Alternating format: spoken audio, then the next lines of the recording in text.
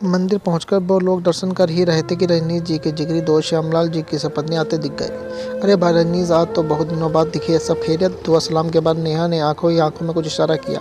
श्यामलाल जी और वो एकदम से बोले, अरे यार, आज तो तुम लोगों को घर चलना होगा। इतने समय से बुला रहे हैं हम लोग, पर तुम और भाभी जी आते ही नहीं।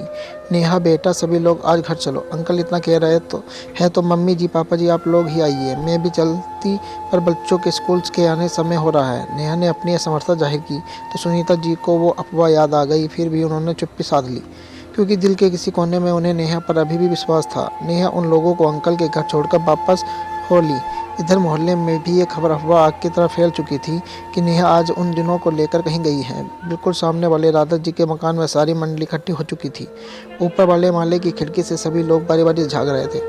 सबसे पहले नेहा के मायके वाले ढेर सारा सामान लेकर वहां पहुंच गए। सरलत जी ने आह भरी हाय राम, सास ससुर को घर से निकालकर मायके वालों को बुला लिया। इस नेहा ने तो थोड़ी देर में नेहा भी आ गई और हड़बड़ी में घर के अंदर घुस गई।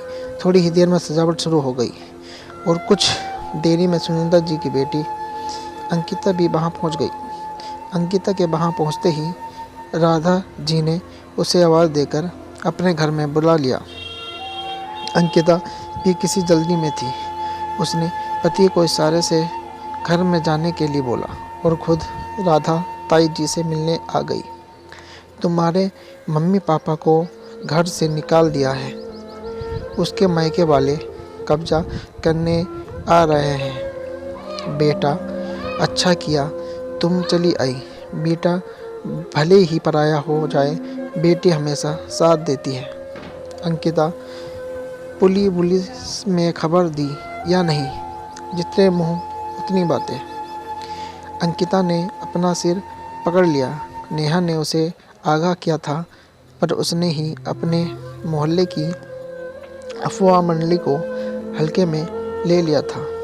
चाची, ताई और भाभियाँ, मेरी बात ध्यान से सुनो। भाभी ने मम्मी पापा को घर से नहीं निकाला है, बल्कि उनके दोस्त के घर छोड़कर आई है, वो भी कुछ घंटों के लिए। आज पापा को शहर आए 50 साल पूरे हुए हैं, तो बस भैया भाभी इसी दिन पापा मम्मी को एक सरप्राइज़ देना चाहते थे। मैं, भाभी के मायके वाले और भैया भाभी सभी लोग चुपचाप तरीके से तैयारी में लगे हैं महीने भर से। आज शाम की पार्टी है और आप सभी लोग भी आमंत्रित हैं। अंकिता ने सभी को इनविटेशन कार्ड बांटते हुए कहा। पर हमें आखिर में निमंत्रण क्यों? राधा ताई जी नाराज़गी जताती बोली। क्योंकि ये पापा मम्मी के लिए एक सरप्राइज़ था, और अगर मोहल्ले में कार्ड पहले से बढ़ जाते तो मैं ये सरप्राइज़ नहीं अफवाह बन जाता है ना। गरिमा भाभी, अंकिता ने चुटकी ली तो सबकी शक्ल देखने लायक थी। अगले दिन मोहल्ले भर में विपुल और नेहा द्वारा दी गई अनोखी पार्टी की चर्चा थी, और अफवाह की पौड़ली उस चर्चा के नीचे दबी आखिर सांसें गिन रही थी। दोस्तों, आई होप कि आपको कहानी पसंद आई होगी। ऐसी कहानी को लाइक सब्सक्राइब करना ना भूलें और कमेंट्स में ज़रूर बताएं कि आपको कहानी कैसी लगी। मिलते हैं नेक्स्ट कहानी में, तब तक के लिए बाय।